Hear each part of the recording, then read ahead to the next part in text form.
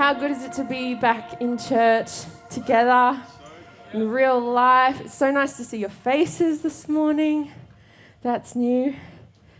No, so good. So good. Well, this month we are talking about what would Jesus do? What would Jesus do? And this morning I want to bring us around the topic of what would Jesus do if he came to your house? What would Jesus do if he came to your house? And it's funny timing, actually, because we've been spending a lot of time at home this year. And it's interesting to think about what it would be like if Jesus had spent physically that time with us in our house. Of course, I would hope and pray that he was in your house, but him physically. When I was a kid, I was a bit funny about sleepovers. And it's a pretty common thing, or was probably even more common when I was young, for sleepovers to be a regular thing with your friends at school or friends from church or whatever. We would be asked to have sleepovers a lot. And I liked hanging out with my friends, but I was never really the biggest fan of having sleepovers. And there's some houses in particular, some friends' houses that I just didn't feel at home in. I didn't feel comfortable in. And I always kind of struggled sometimes going to their place for a sleepover. I was happy to go over and hang out, but I wasn't all that keen on sleeping there. And I was so shy as a kid that I would never say anything and just, was kind of made the most of it and went along with it and was happy to do that. But I always just felt a little bit strange. And then there were other friends, though, where going to their house felt so familiar, and it felt so comfortable, and it felt so normal to go to their house and to stay the night and to have meals with their family and wake up with their family and have breakfast, or sometimes I would even just sleep in while everyone else was up getting breakfast. And it just felt so normal. It felt so comfortable. It felt so at home. And there were some similarities there, I'm sure, of the way our families were and the kind of personalities in that house. I'm sure all of those kind of things kind of added to that feeling, but I couldn't even really pinpoint what it was. But I'm sure that you've all felt like that, where you've had friends that just become family. There's some houses that you go to and you just feel like you're part of the furniture. Actually, right before Jones was born, Hamish and I had a sleepover at Rodney and Anushka's house. And it was so fun, and it just felt like family. It felt like family. And I think that if Jesus were to come to your house, that's what he would want it to feel like. He would want it to feel like family. He would want it to be familiar. He would want our lives to be built with him so much that if he were to come to your house, it just felt like he was at home with you. And this morning, I just want to bring us around 3 stories in the Bible of when Jesus did actually go to people's houses. And the first one I want us to look at this morning is the story of Mary and Martha, which I'm sure a lot of us are familiar with. It's in Luke chapter 10, verses 38 to 42. If you have your Bibles with you, why don't you open up with me? And it says, "Now as they went on their way, Jesus entered a village, and a woman named Martha welcomed him into her house. And she had a sister called Mary who sat at the Lord's feet and listened to his teaching. But Martha was distracted with much serving, and she went up to him and said, 'Lord, do you not care that my sister has left me to serve alone? Tell her then to come and help me.' But the Lord answered her, 'Martha, Martha, you are anxious and troubled about many things, but one thing is necessary. Mary has chosen the good portion, which will not be taken away from her.'" Interesting story, and I don't know about you, but I can relate a lot to Martha in this story. I can relate a lot to that feeling of, having somebody come over and wanting to give them the best and wanting to serve them and being busy with those things. And I feel her pain in this moment. I feel her pain at looking at her sister who's just sitting there. And I'm sure, as she says, it was so frustrating for her. It's a bit like growing up with siblings who, after you've shared a meal together, Certain siblings decide to take convenient bathroom breaks right as the dishes are getting done. Extended bathroom breaks even. And it's frustrating. And I'm sure that Martha had that feeling of frustration. And I'm sure that she thought that she was the one doing the right thing. She was the one doing the honorable thing. And Mary was just being lazy. And it was Mary that was in the wrong. She probably thought, Jesus is the talk of the town. He's this important person. He's coming to our house. She wants to be respectful and honoring. And she probably feels in that moment that Mary is being so disrespectful and rude to Jesus. And it's funny that she wasn't annoyed that Mary was spending these precious moments with Jesus. She was annoyed that she was doing all the work on her own. All the work was being left to her. But my first point this morning is, what would Jesus do if he came to your house? He would want to sit with you, not be served by you. He would want to sit with you. See, the Martha inside me says, why would Jesus say to Martha that Mary is the one doing the right thing? That she's the one doing the right thing. But then I imagined not being Martha for a second in this story, and I imagined what it would be like to be Jesus in this story. Can you imagine being invited over to your friend's house? They're a lovely couple that you spend lots of time with, and they invite you over to their house, and they greet you at the door, and they bring you in, and they take you through to the dining room, and there's a place setting there for one person, just for you, a few candles on the side, vase of flowers in the middle, and they sit you down at your spot at the table, and then they go into the kitchen, and they start, cooking and talking and being busy. And then a little while later, while you've been sitting there twiddling your thumbs, they come out and they put this beautiful entree down in front of you and say, enjoy. And then they go back to the kitchen. One of them starts doing the dishes. One of them starts preparing your next meal. And you're sitting there thinking, oh, this is nice, but this is not what I thought I was coming here for. I thought I was coming here to sit down with these people, to be family with these people, to connect with these people. At that point, you might as well have just gone to a restaurant or got takeaway and sat on your couch watching Netflix at home. And I'm sure that it was like that. And it makes so much sense when you think of it like that, why Jesus would say to Martha, no, Mary is in the right. Mary is in the right. See, it wasn't the serving that Jesus has an issue with. Please hear that this morning. It's not the serving that Jesus had an issue with. We'll talk about that. But it was that her busyness was a barrier for Jesus to connect with her. Her busyness was a barrier. The ESV version says that she was distracted with much serving. Her heart wasn't with Jesus in that moment. Her heart was just flustered. It was in serving. It was in busyness. It was in doing. Can I encourage you this morning, church, that the things that you do for Jesus don't equate to spending time with him. The things that you do for him, they're all good things. Serving in the worship team is a beautiful thing. But rocking up to band practice doesn't equate to spending time with Jesus. And being on the Connect team and being in Kids Way and serving your family and getting everyone ready in the morning to get to church on time. All of those things are good and important and valuing Jesus. But he also wants you to sit with him.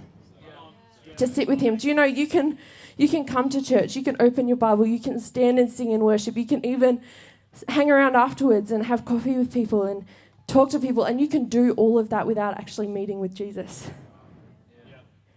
Let's not just do church. Let's not just do Christianity. Let's not just fulfill our duties as Christians, but let's connect with Jesus. That's what family is. That's what he would expect if he came to your house, was to sit with you. And he would rather sit with you than be served by you. Even though he's the King of Kings and the Lord of Lords, he would rather sit with you, firstly, because he loves you. He loves you and he wants a real relationship with you.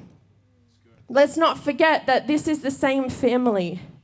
Mary and Martha and Lazarus. It's the same family that later on Jesus cries with, that he weeps for because Lazarus has died and his family are hurting even though he knows Lazarus is going to live. That's the love that he has for them, for his friends. Let's not forget that this is the same Jesus who would go out and find the one, even though there's 99 others. He wants you. See, he had in that moment, he had Mary's heart in that moment, but he was still longing for Martha's heart. He loves you. He wants you to be the one that sits with him. It's not just enough for everyone else in the room to come and sit with Jesus. He wants you to come and sit with him. And secondly, in Matthew chapter 20, Jesus says that he came to serve, not to be served. And once again, that doesn't mean that we sit around doing nothing. But it says, you know that the rulers of the Gentiles lord it over them, and their great ones exercise authority over them. It shall not be so among you, but whoever would be great among you must be your servant, and whoever would be first among you must be your slave, even as the Son of Man came not to serve, but to be served, came not to be served, but to serve, and to give his life as a ransom for many. That is how he served us. And in this story, Jesus says that Mary has chosen the good portion, and it wouldn't be taken away because she chose to receive. She chose to accept servant Jesus and receive from him. And Jesus, out of his kindness for us, Jesus would want to serve you. He would want to impart into your life. He would want to check in. He would want to encourage you, and he would want to bless you. Maybe you're a bit like me this morning and you find it easy to relate to Martha. And maybe there's people in this room that have been serving but not really sitting. Let's not fulfill our duties as a Christian, but let's have a relationship with Jesus. Because when you're more focused on sitting with Jesus, then your heart of serving changes from fulfilling a duty to an offering of worship. Your heart of serving changes from duty to worship the more you focus on sitting. See, Jesus doesn't need anything from you. He doesn't need anything from you. He just wants to be with you. And that's why it means so much to him when you do give something of your heart, not out of duty, but from your heart. I love the way that Serge described this last week around the offering. You know, with Isabella, that she would, when she really likes her food, that she would break off a piece and give it to him. That's just such a beautiful picture of what it's like in every sense of when we give something to God. He doesn't need it, but it means so much to him. Which brings us to our second story this morning, and it's the story of when Jesus goes to Simon's house. In Luke chapter 7, starting at verse 36, it says, one of the Pharisees asked him to eat with him. And he went into the Pharisee's house and reclined at a table. And behold, a woman of the city who was a sinner, when she learned that he was reclining at a table in the Pharisee's house, brought an alabaster flask of ointment. And standing behind him at his feet, weeping, she began to wet his feet with her tears and wiped them with the hair of her head and kissed his feet and anointed them with the ointment. Now when the Pharisee who had invited him saw this, he said to himself, if this man were a prophet, he would have known who and what sort of woman this is who's touching him, for she's a sinner. And Jesus answering said to him, Simon, I have something to say to you. And he answered, say it, teacher. A certain moneylender who had two debtors, one owed 500 denarii and the other 50. When they could not pay, he cancelled the debt of both. Now which of them will love him more? Simon answered, the one, I suppose, for whom he cancelled the larger debt. And he said to him, you have judged rightly. Then turning towards the woman, he said to Simon, "Do you see this woman? I entered your house. You gave me no water for my feet, but she has wet my feet with her tears and wiped them with her hair. You gave me no kiss, but from the time I came in, she has not ceased to kiss my feet. You did not anoint my head with oil, but she has anointed my feet with ointment. Therefore, I tell you, her sins, which are many, are forgiven, for she loved much. But he who is forgiven little loves little." And he said to her, "Your sins are forgiven." Then those who were at the table with him began to say amongst themselves, "Who is this? Who even forgives sins?" And he said to the woman, "Your faith has saved you. Go in peace." I love this story so much. But part of me, when reading this story in light of Martha and Mary's experience, says, hang on a second, Jesus said that Mary was in the right by doing nothing. And yet now he's saying to Simon, this woman has done all of these things for me that you wouldn't do for me. But there's a stark difference in this story between all of the participants that makes it make sense. You see, Jesus had gone to Simon's house, but based on Simon's greeting, he obviously didn't really understand what it meant that Jesus was in his house. He didn't understand what it meant. You see, Simon was religious. You know, he'd stuck to keeping laws and practices that made him seemingly more holy or sinless than the general person. He thinks he's doing pretty well for himself. In this moment, Simon is there keeping up appearances by having Jesus in his house. He's been living this seemingly impressive life. And he doesn't need saving from anything in that moment. Also, he feels. He didn't understand that when it came down to it, he was a lot like the woman with a different version of sin in that room.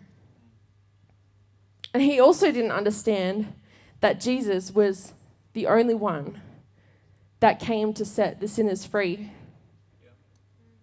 And so when Simon stands there judging this woman and being completely unfazed that the Savior of the world was in the same room as him, Jesus says, yeah, she might have more sin than you. You know, she may seem less impressive than you, but she has loved me far more than you. She has loved me. See, she was a sinner. She was unclean. She knew that nothing about her would ever be impressive. But more than that, she knew that Jesus was perfect and he was priceless and he was compassionate and kind and he had forgiveness for her. And based on knowing that and knowing what Jesus could do with her life and with her sin, she just could not help but give anything that she could to Jesus. To go over and above and dote on him and worship him and bow before him in complete humility because she wasn't impressive. She was sinful and she knew that, and yet she knew Jesus for who he was. Unlike the impressive Pharisees in that room, she got it. She got it. She wanted to offer anything that she could. What would Jesus do if he came to your house? He wouldn't need impressing, and he'd want intimacy. He wouldn't need impressing. He'd want intimacy. Can I tell you that having intimacy with Jesus only happens when you stop trying to impress him? Having intimacy with him only stops. Having intimacy with Jesus only happens when you stop trying to impress him. See, this woman was the first person in the room who got real with Jesus. She was the first person to get real, to come to him with her imperfections and her flaws. And his response in that moment isn't judgment, but it's to come close to her and to forgive her and to set her free.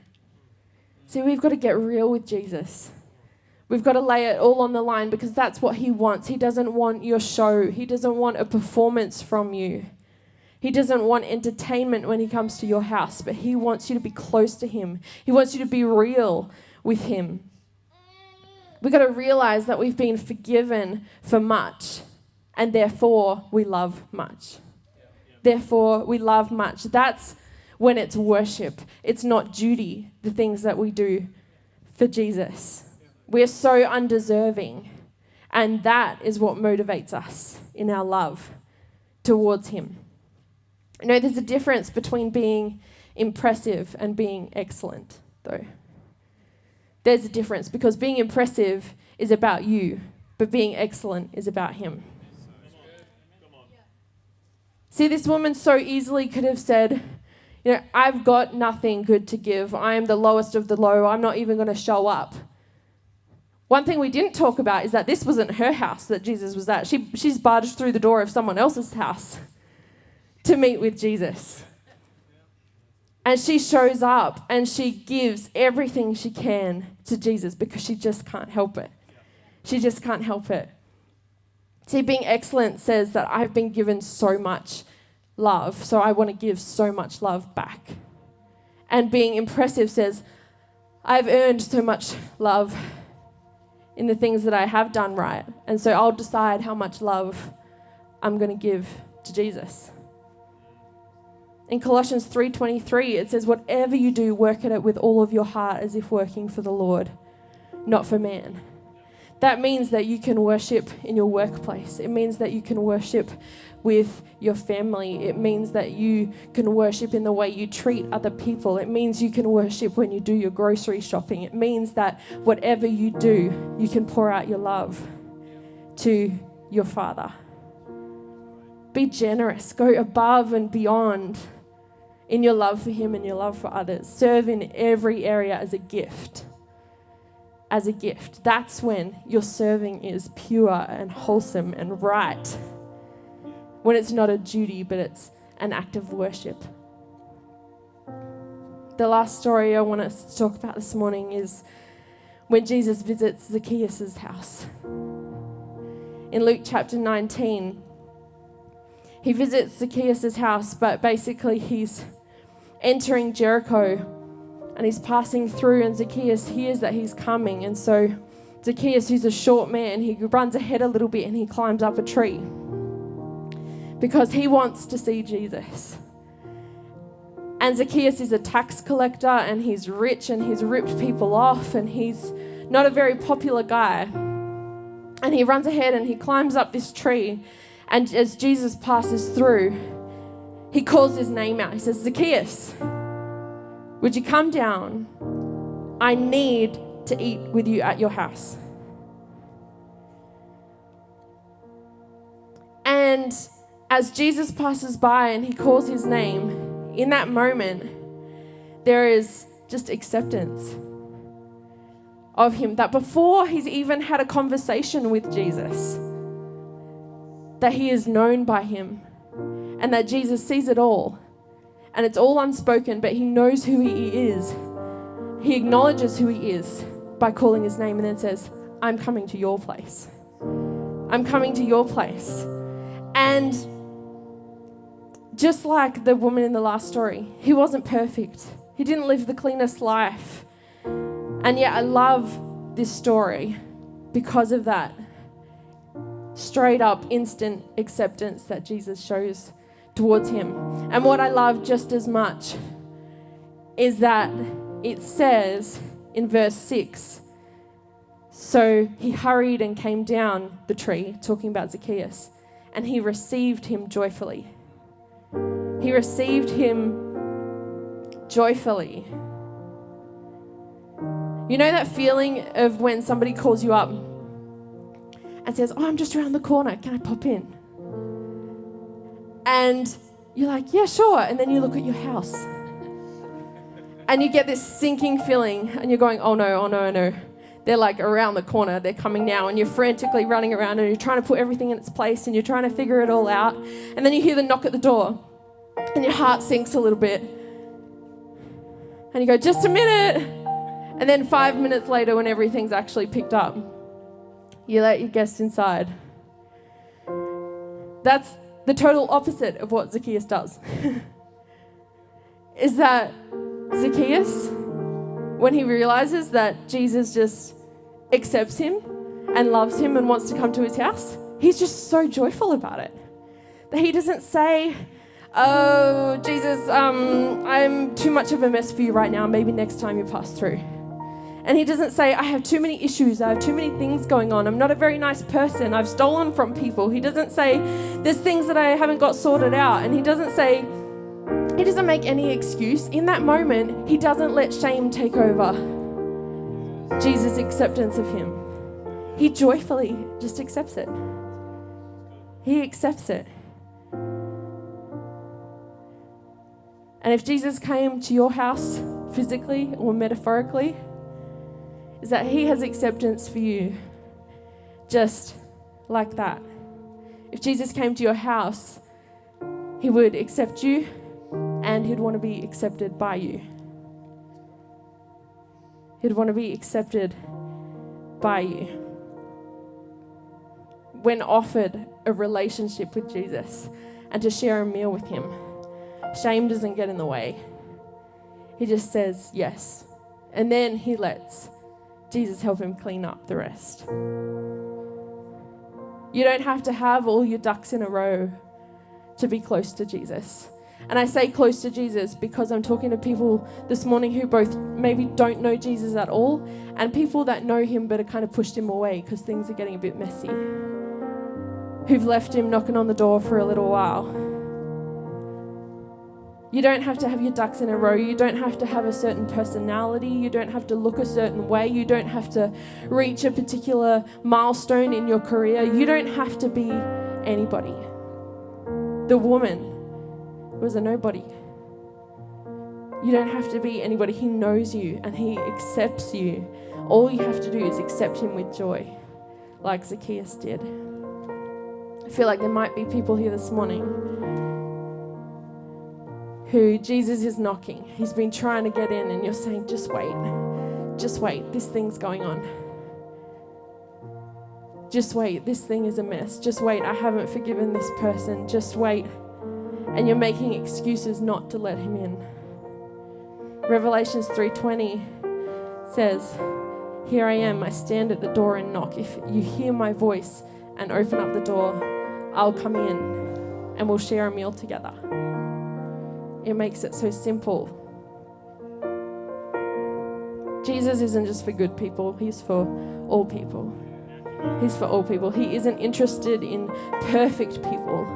He's interested in every person. Now, at the beginning, I talked about that strange familiarity of other people's houses when you go and stay at people's houses. And I said that Jesus would want to feel that way in our homes. But I also think that if Jesus came to our houses, that we would feel the familiarity of heaven. I think it would be a glimpse of the home that we were made for. It would be a picture of what it would be like to hang out with him. I think we'd see it in the fatherly hug on the way in. And in the joy in the room as he plays with your kids and reads them books and offers to tuck them in for the night. And we'd see it in the wisdom and the encouragement that he'd share as you eat together, and we'd feel it in the way that he cries with you over your hurts of this year. In the way he'd be interested in every person at the table. In the forgiveness and kindness in his eyes as you talk with him.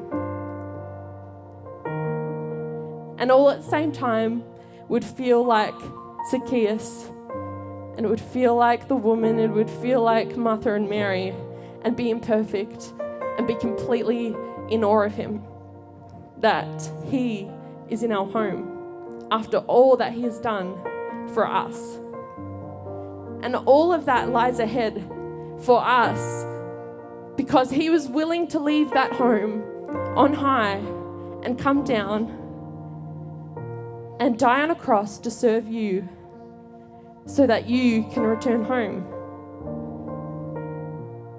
The intimacy and the acceptance and the closeness and the joy of being together would mirror what it will be like in heaven, all because he died for us. As we wrap up today, I want to show you this song that's been in my heart for a few weeks now. And I just want to play it for you. And I want you to really absorb the words of this song and the pictures that it talks about, because it's exactly what it's going to be like and what Jesus did for us to have that.